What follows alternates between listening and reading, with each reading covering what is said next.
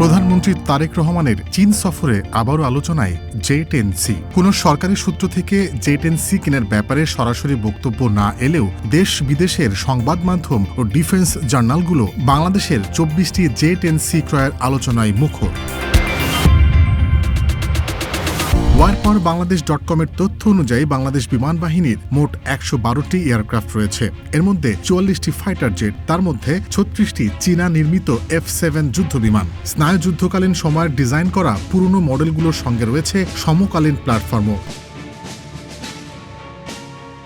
দীর্ঘদিন ধরে বাহিনীর মূল আক্রমণাত্মক শক্তি তৃতীয় প্রজন্মের F-7 যুদ্ধবিমান, সে তুলনায় ৮টি MiG-29B কিছুটা আধুনিক। তাছাড়া রাশিয়ান Yak-130 লাইট অ্যাটাক বিমানের একটি ছোট বহরও বিমান বাহিনীর বহরে রয়েছে, যা প্রশিক্ষণে এবং যুদ্ধকালীন সময়েও সীমিতভাবে ব্যবহারযোগ্য। কিন্তু বাংলাদেশের আকাশ নিরাপদ রাখতে ও প্রতিবেশী দেশগুলোর সাথে শক্তির ভারসাম্য বজায় রাখতে BAF-এর বর্তমান বহর খুব বেশি কার্যকর নয়।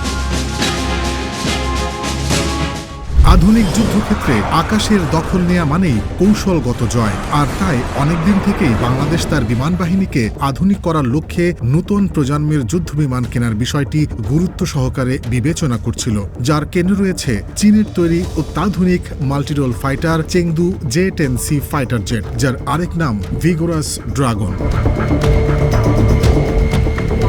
J-10C একটি 4.5 জেনারেশনের যুদ্ধবিমান, যা গতি, প্রযুক্তি ও অস্ত্রশক্তির সমন্বয়ে বর্তমান বিশ্বের অন্যতম কার্যকর প্ল্যাটফর্ম হিসেবে বিবেচিত। J-10C-তে ব্যবহৃত WS-10B টার্বোফ্যান ইঞ্জিন বিমানটিকে প্রায় ম্যাক 2.2 গতি দেয়, যা প্রায় ২৪১৫ কিলোমিটার প্রতি ঘন্টারও বেশি। এর কমব্যাট রেঞ্জ ১২০০ থেকে ১৮০০ কিলোমিটার, ফলে এটি দীর্ঘ দূরত্বে অপারেশন চালাতে পারে। এই যুদ্ধবিমানের সবচেয়ে গুরুত্বপূর্ণ দিক হল এর আধুনিক active electronically scanned array radar, যা একসাথে একাধিক টার্গেট শনাক্ত করতে পারে এবং শত্রুর উপস্থিতি অনেক আগে থেকেই বুঝে নিতে সাহায্য করে। পাশাপাশি এতে রয়েছে উন্নত ইলেকট্রনিক ওয়ারফেয়ার সিস্টেম, যা শত্রুর রেডার ও যোগাযোগ ব্যবস্থাকে বিভ্রান্ত বা নিষ্ক্রিয় করতে সক্ষম। ককপিট সম্পূর্ণ ডিজিটাল গ্লাস সিস্টেমে তৈরি, যা পাইলটকে রিয়েল টাইম তথ্য দিয়ে দ্রুত সিদ্ধান্ত নিতে সাহায্য করে।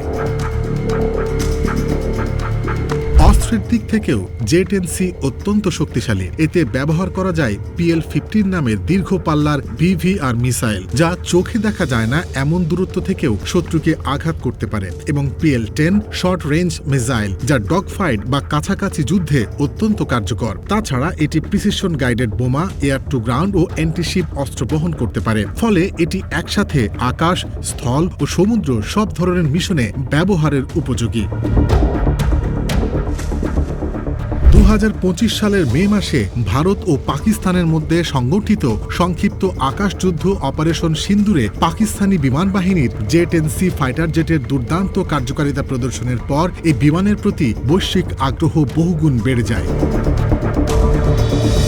যদি বাংলাদেশ এই J-10C যুদ্ধ বিমান অধিগ্রহণ করে, তাহলে বাংলাদেশের সামরিক আধুনিকায়নের এই সম্ভাব্য পদক্ষেপ শুধু আকাশেই নয়, প্রভাব ফেলতে পারে সমুদ্রেও, বিশেষ করে বঙ্গোপসাগর অঞ্চলে। এতদিন পর্যন্ত পুরনো ও সীমিত সক্ষমতার যুদ্ধ বিমানের কারণে বাংলাদেশ বিমান বাহিনীকে আঞ্চলিক শক্তি হিসেবে ধরা হতো না। J-10C যুদ্ধ বিমান আগের বিমানগুলোর তুলনায় অনেক বেশি দূরত্বে অপারেশন চালাতে সক্ষম। কমব্যাট রেডিয়াস এবং প্রিসিশন গাইডেড অস্ত্র ব্যবহারের সুবিধা বাংলাদেশকে সমুদ্র ভিত্তিক গুরুত্বপূর্ণ এলাকায় আরও কার্যকর উপস্থিতি নিশ্চিত করতে সাহায্য করবে।